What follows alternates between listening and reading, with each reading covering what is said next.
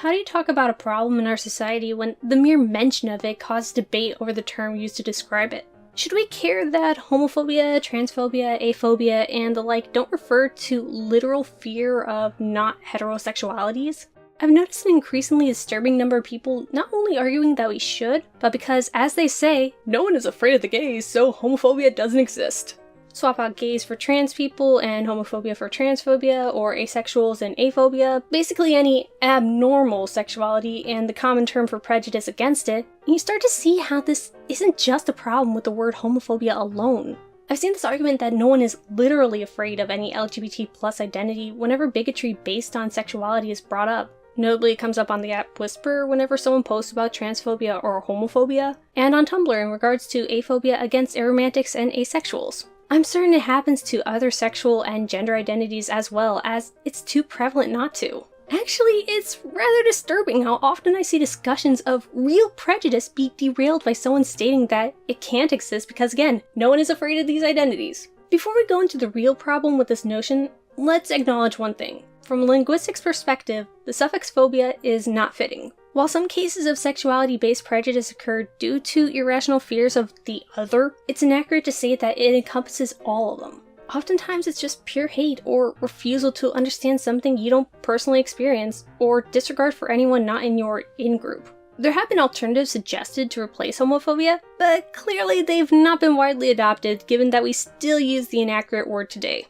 My favorites are homonegativity and sexual prejudice, as they, like homophobia, are made easy to swap out the prefix homo for others near seamlessly. Bi-negativity, trans-negativity, aronegativity, and then you can alter sexual prejudice with gender prejudice, romantic prejudice, etc. Both terms refer to hatred and discrimination based on a non-cis heteronormative identity, while not blaming them on fear. My problem with the current popular discourse surrounding the blank phobia structure is that it completely ignores the common usage. The criticism is based solely on literal definitions and disregards how it's understood in society. It's like assuming when someone says, "I could literally eat an elephant," means that if you gave them an elephant, they could consume it without stopping early. For a long time, the word has diverted away from its dictionary use in modern language, and anyone who is social today will know not to take it seriously when literally is used for something not literal. Now, with something as small and recent as the altered use of literally, you can reasonably still be caught by the technical definition when you hear it in the wild, but homophobia doesn't have that excuse. The term has been widely used for at least 50 years now. We grew up learning the word to mean any bigotry and prejudice based on someone's being gay. The word has so permeated our cultural vocabulary that only non-native English speakers could get away with being confused by the phobia part of it.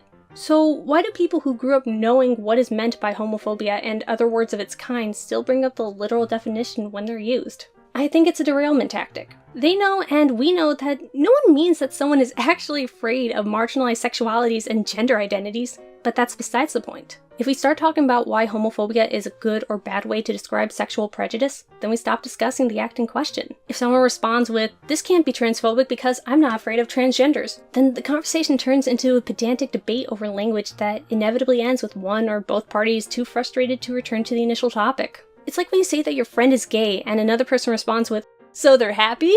Even though they know gay hasn't been used in that way for a very long time.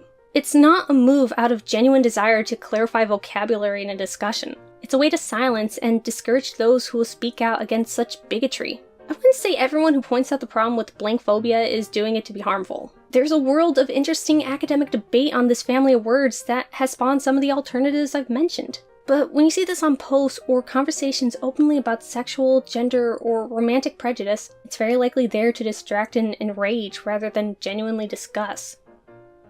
Bit of a quick and last minute script there, since I'm moving in the next few weeks. Hopefully, current living state is not a good one. Unfortunately, this also means that I'm probably going to have to push back some of my bigger videos that I intended to get done by the end of February. This of course isn't helped by the fact that I've been struggling to get more than 4 hours of sleep at a time. Yay, changing work schedule. But hey, if you happen to like something about what I said, my voice, or something about me I guess, don't trust YouTube to keep up with my content. I know I say this all the time, but YouTube really sucks.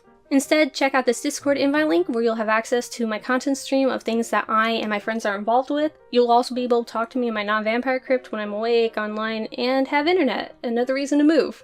And if you're of the Twitter persuasion, you can find me on NotAVampyre. Thank you very much for consuming this video, and until next time.